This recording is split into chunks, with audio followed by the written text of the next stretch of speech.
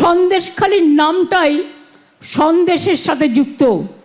আপনাদের এখানে কি আগে সন্দেশ পাওয়া যেত বেশি? এখানে সন্দেশের দোকান আছে? কি সন্দেশ পাওয়া যায়?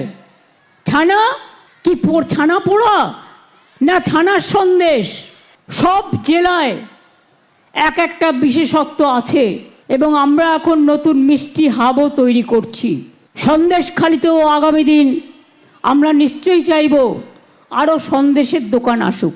দরকার হলে কিছু ক্লাস্টার তৈরি হোক, যে ক্লাস্টারের মধ্যে দিয়ে এমএসএমএর মধ্যে দিয়ে চাকরি বাকরিও তৈরি হবে, সেলফ হেল্প গ্রুপের মেয়েরাও কাজ পাবে এবং এখানে মিষ্টি থেকে শুরু করে মিষ্টি কৃষ্টি সৃষ্টি সব কিছু দিয়ে একটা দৃষ্টি তৈরি হবে।